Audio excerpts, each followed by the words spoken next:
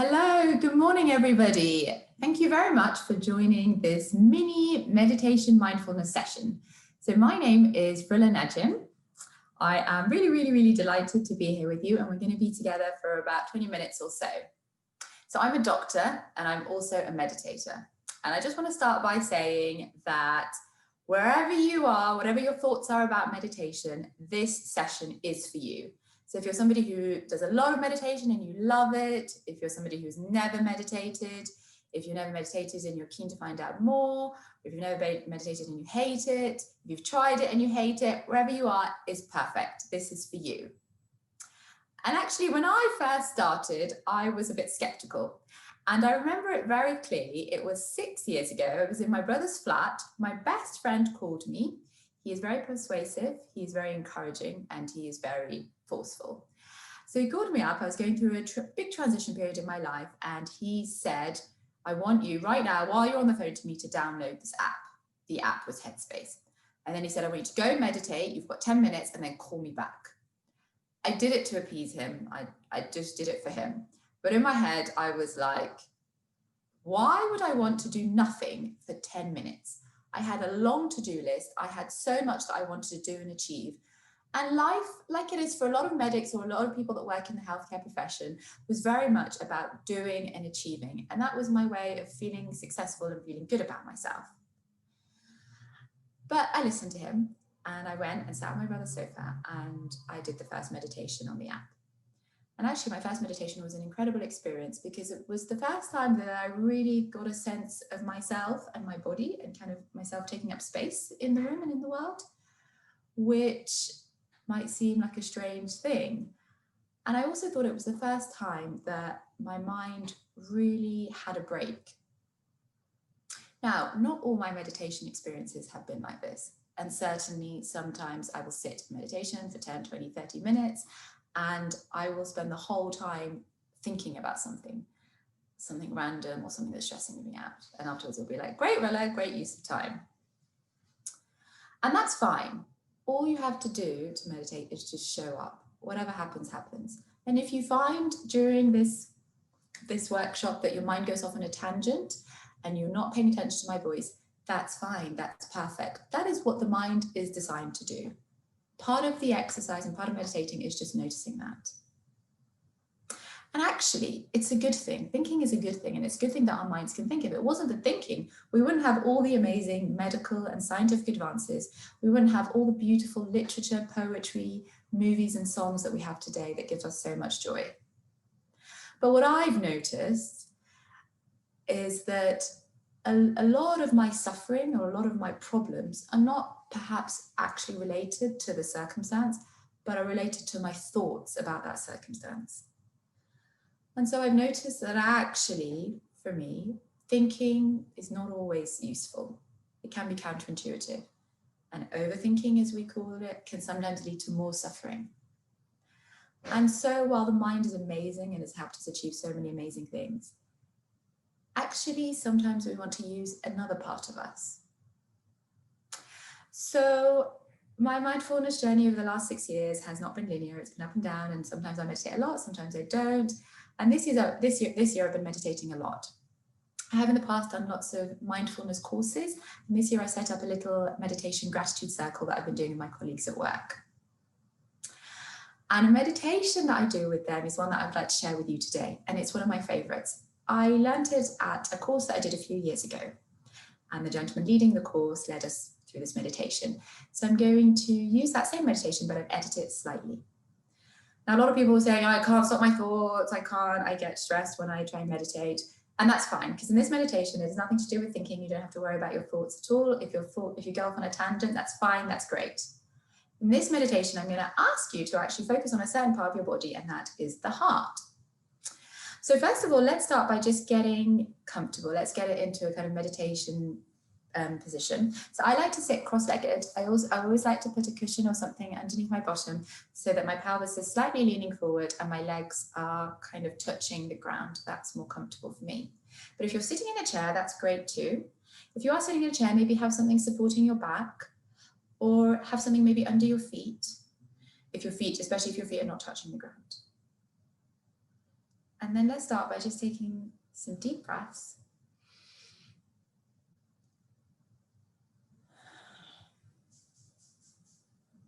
And really just feeling the part of our body that is connecting with our ground, whether that's your legs, your bottom, or your feet.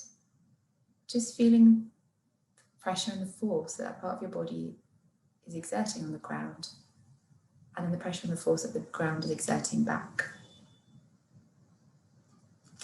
And now I'd like you to take one of your hands and to find your heart. And try and find your heartbeat. And for most of us, this is on the left. Now, I recently did a meditation with a few friends from university, 2 anaesthetists and 2 GPs, and they struggled to find their heartbeat. So if you can't find yours, you're in good company. And if you can't find it, that's fine, it's there. Just picture it there. And if you feel comfortable to do so, and I'm going to do this too, please close your eyes. And you can just put one or both hands on the heart. And I'd just like you to take a deep breath in and hold it for 3. And as you breathe, see the air as it goes through your nostrils, down your airways, and fills your lungs. And again, a deep breath. Hold it for 3. And then breathe out. And again, a deep breath. Hold it for 3. And then breathe out. Now let's put all our focus on the heart. And if you can, and if you want to, carry on this deep breathing. Continue with deep breathing. But breathe into the heart. If your mind goes off on a tangent, that's cool, that's what it's meant to do. When you notice it, come back to my voice and breathe deep into the heart. Now this heart that you might feel beating against the palm of your hand, or if not, imagine it doing so. This heart is a piece of muscle that weighs 200 or 300 grams. Every day it beats 100,000 times a day. We don't tell it to, we don't ask it to. You don't have to switch it on, you don't have to plug it into a socket. You didn't have to do anything to earn this heart. And while we're going on with our day-to-day business, it continues beating 100,000 times a day. Any other muscle in the body, any other instrument, machine, vehicle would exhaust if it had to do this. We don't even notice that it's doing it. So let's just notice it. We can always think later, but let's just notice our heart. And breathe deep into the heart. If you find your mind wandering, just come back to the heart. This is just a little bit of time for the heart.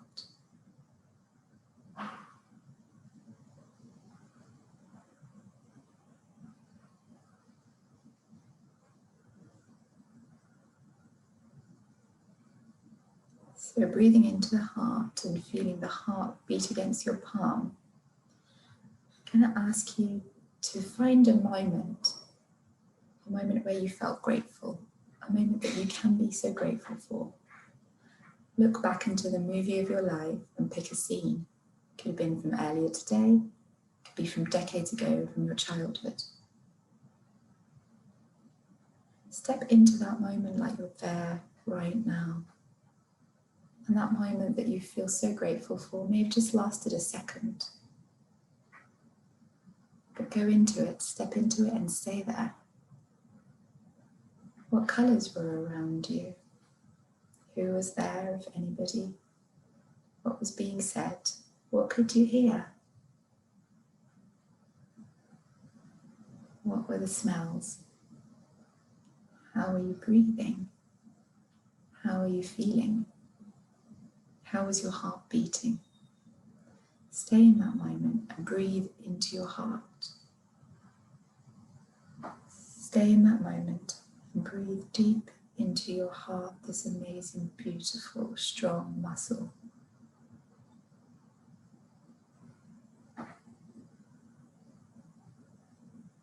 Enjoy the moment.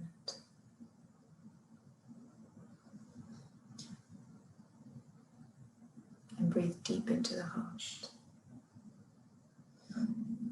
Now I would like you to find a second moment, again a moment that you feel so grateful for, a beautiful moment, a joyful moment, a happy moment. It could be sipping a cup of coffee, it could be your favourite food, it could be alone, it could be with a book, it could be with a plant, an animal, it could be looking into the eyes of your loved one. Find that moment and step into it. A beautiful moment, a joyful moment, a moment that you feel so grateful for. Enjoy it. Step into it like you're there. What were the noises? What were the sounds? What were the colours? How is your heart beating?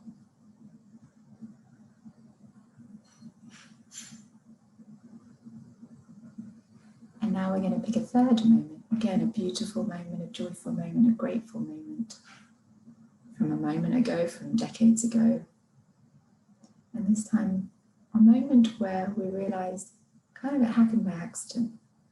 There was some coincidence involved. Think of a moment where a coincidence happened and it led to something new, something beautiful. A new friendship, a new relationship, a new hobby, a new home, a new job, discovering a new place, discovering a new cafe. What coincidence led to something that you are so grateful for today? Something that you didn't need to force, control, or plan for, it kind of just accidentally happened.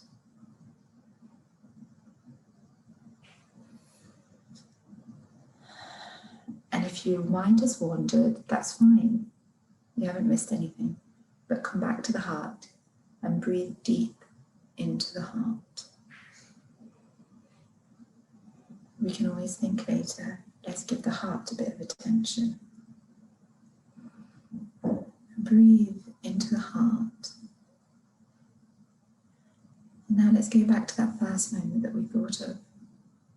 What happened there? What part of that was a coincidence, was an accident? What part of that moment, or you getting to that moment, was not something that you had to force or engineer? What part of the second and third moments were also coincidences, accidents?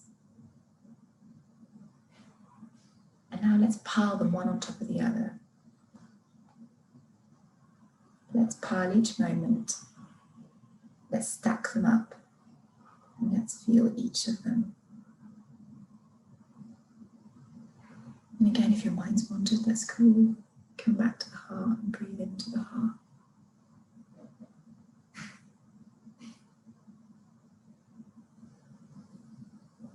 And now, with the image of these three moments, and while breathing into the heart, if you go into your head and start thinking, just come back to the heart. I would like you to just complete the following sentence. All I need to remember during this lockdown is, and let the heart answer. Don't go into thinking and analysing. Let whatever comes up, come up. Let the heart answer and breathe deep into the heart. All I need to remember during this lockdown is.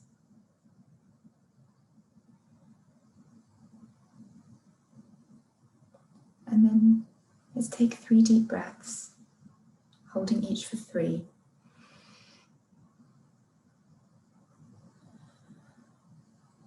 Seeing your lungs fill up and then seeing it release. And then just gently wiggle your toes. You can put your hands on your lap. You can wiggle your fingers. And in your own time, you can open your eyes. So you might want to change position now and get comfortable. I loved doing that meditation. And I loved it because it always made me feel really grateful and really happy. And to me, it really highlighted how we can think a thought and then feel an emotion. And that's what's amazing about being a human. So had I asked us to think about stressful events that are happening in our personal life or around the world, we might be feeling quite different now. We might be feeling stressed. And it just shows the importance of what we think about. And it just shows the importance of what we focus on. And so, as I mentioned, while thinking is great for many reasons, actually sometimes training the mind a little bit or directing it a little bit can help us get the experience of life that we're looking for. And I think what this meditation highlights is that what we think about is what our experience of life is, and what we focus on is what our experience of life is. And we get what we're looking for. So just make sure you're comfortable. We're not going to meditate, but I want to do a quick exercise with you. Now, this exercise is again one that I learned at a course, and every time I do it, it still has amazing impact. It's very quick, so I just want you to look around your room, and it's probably going to be a room that you're familiar with because most of us are at home. And I want you to just identify everything in the room that is the color red. So look for the color red. Look for everything that is red. And I'm going to give you 10 seconds to do this, and I'm going to do this with you. So have a quick look around the room for everything that is the color red. Look for red, red, red. Look for reds everywhere. Okay, great. And now if you come back to me, I just want you to shut your eyes. No peeking. No peeping, shut them tight. Shut them tight. And then in your head or out loud, I want you to say everything in the room that is the color green.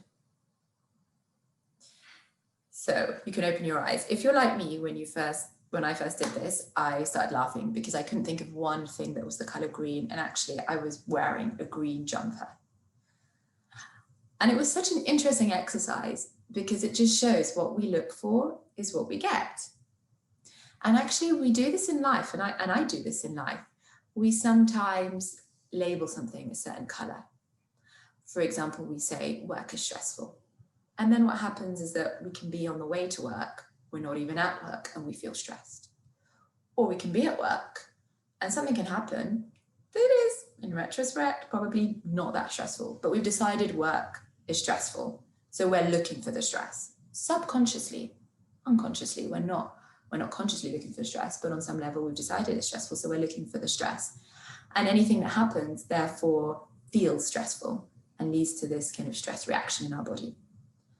And we can also do this with people. So we can decide that somebody is angry, or they're annoying, or they're lazy, or they're selfish. And when we put the sticky label on someone and decide they're selfish, everything they do, we have a way of interpreting as selfish, even though sometimes they might do something that's less selfish or something that's actually quite kind and generous. And we might have these sticky labels with ourselves and decide that we are a certain way. But actually, just like all the colors in this room, humans and situations, they usually have a spectrum of colors as well, and in a rainbow of emotions. But we find the ones that we're looking for, we find the ones that we're focusing on. And this is such an important thing to remember, because what we look for and what we focus on is what we get. So we could only or mainly just think of red things because we were looking for red things. So with that in mind, I would just like to move on to our final meditation. And this one would be just a few minutes, and it will be the final exercise. But what I'd like us to do in this meditation is just to maybe create a bit of distance, a bit of separation between us and our thoughts, so that we're kind of observing the thoughts. And you can think of it like a chalkboard with writing on it, a TV screen with writing on it, or how I like to think of it, a billboard. So like one of those billboards, maybe in Piccadilly Circus or Times Square, where you've got the neon words, the neon writing, and it's moving across one by one.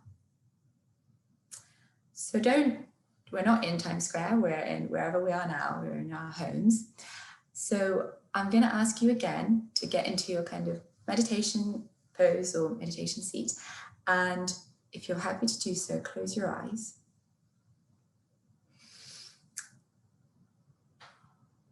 And take a deep breath in.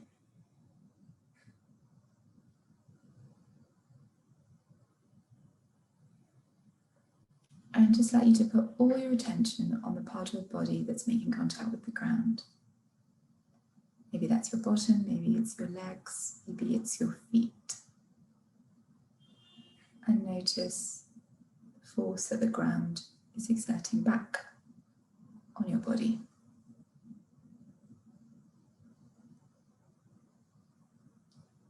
And then I'd like to ask you to put all your attention on your feet. We don't often pay attention to our feet. And then your ankles. And now pay attention to the lower part of your legs. And then your knees.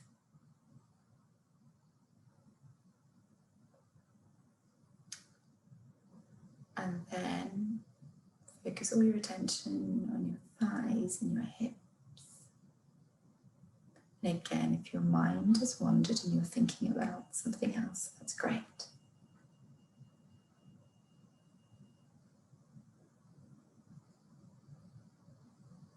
Just come back to my voice. And now let's put all of our attention on our pelvis and our abdomen.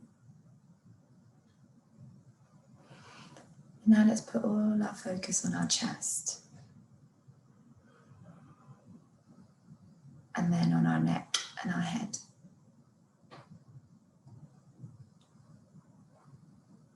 And now I'd like you to put all your attention on your shoulders, in your upper arms, in your forearms. Just feel the weight of your arms. If they're sitting on your lap or by your side, just feel the weight of them.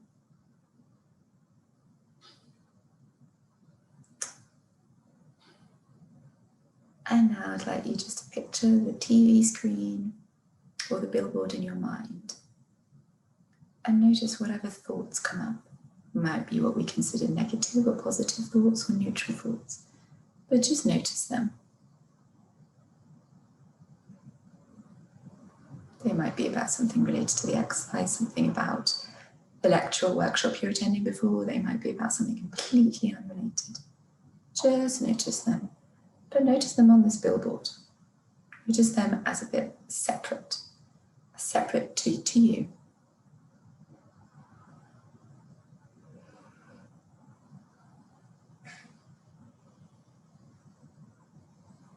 And the thoughts might be, am I doing this right? How long is this going to go on for? Might be about a thought about somebody in your life. But just let them come and go on that billboard and just notice them.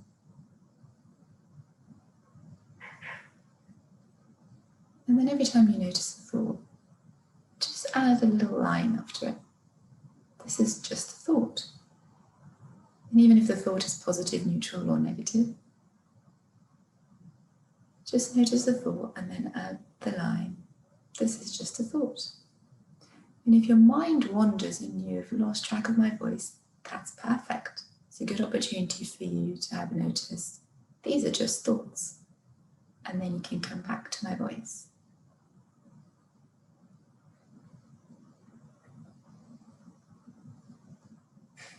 And just let the thoughts come and go. And then add the phrase, this is just a thought.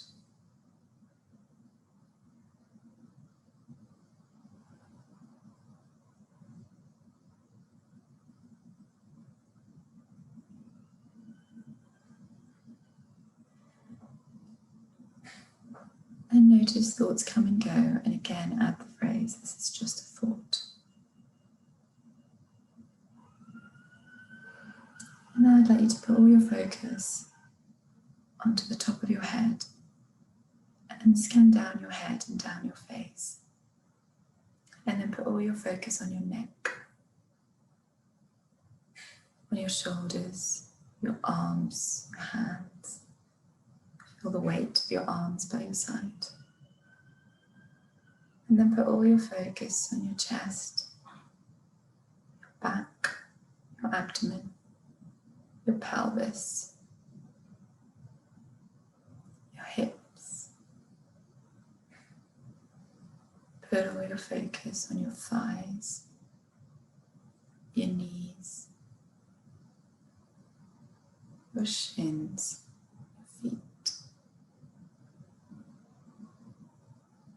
And take 3 deep breaths in, holding each for 3.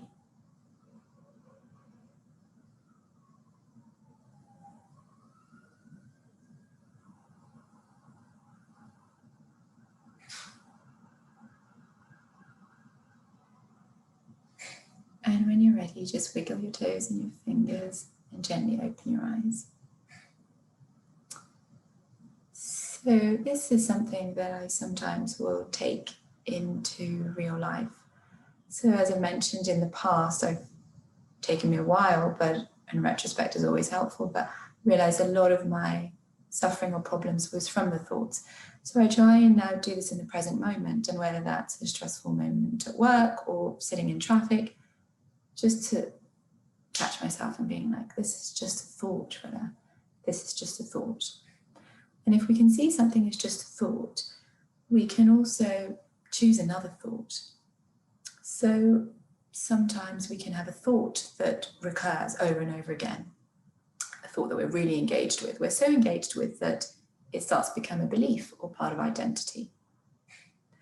And the thought might be something like, I have so much to do, or work is stressful, or this relationship with this certain person is difficult, with my mother, with a friend, with a sibling, with a partner.